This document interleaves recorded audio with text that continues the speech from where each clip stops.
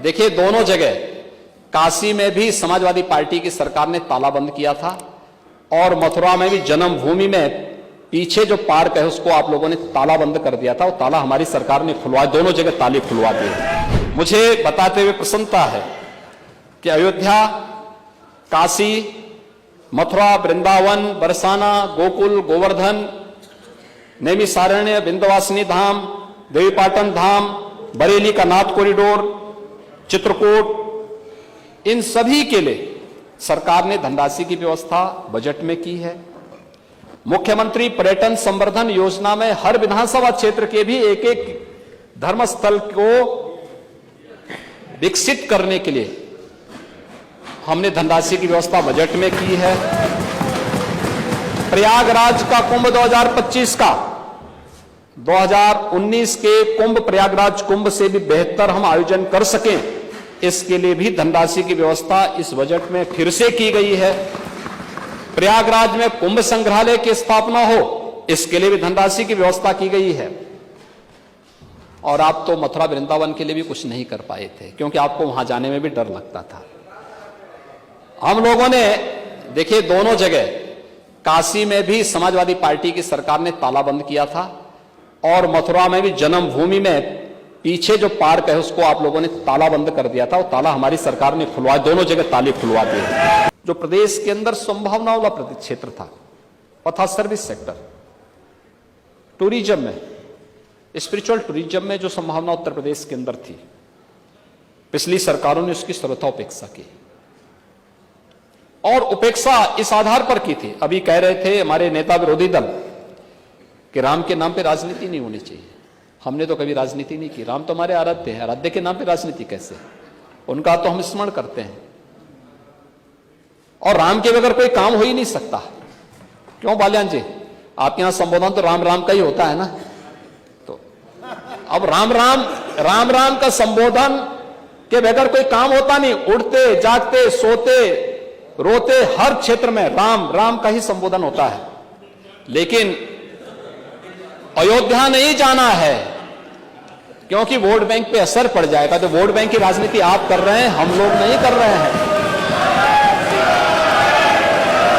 मंदिर बनने के पहले भी जब न्यायालय का निर्णय नहीं आया था, तब भी हम लोग अयोध्या गए थे और दीपोत्सव का भव्य आयोजन किए थे।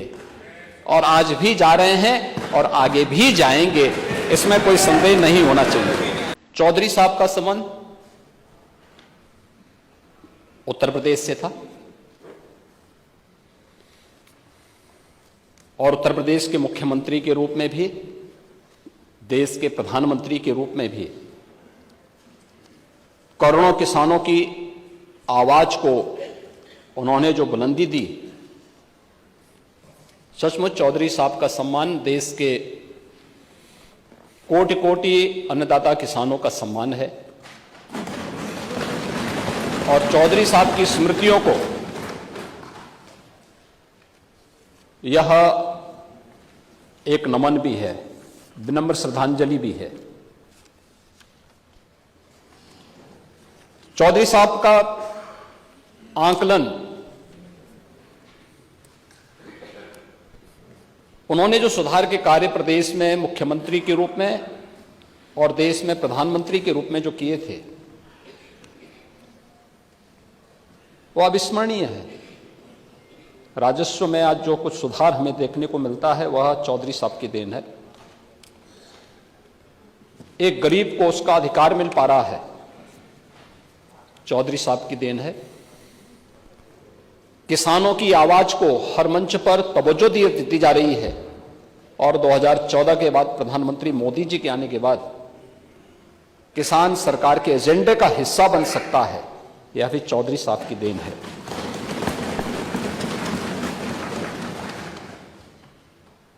इन सभी नेताओं ने या अलग अलग क्षेत्र से जुड़े हुए विशेषज्ञों ने देश को एक पहचान दी और सर्वथा भारत रत्न एक उपयुक्त सम्मान है। मैं सोचता था कि अपने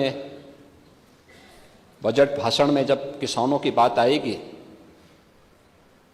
तो नेता विरोधी दल अवश्य चौधरी साहब का स्मरण करेंगे, लेकिन बिगड़ी बात बने नहीं, लाख करो किन कोय, रहे मन फाटे दूध को, मथे न माखन हो। यह स्थिति आज उनकी हो चुकी है। कोई साथ में आने को तैयारी नहीं है, क्योंकि सबको मालूम है कि पता नहीं कहां किसको धोखा दे दें।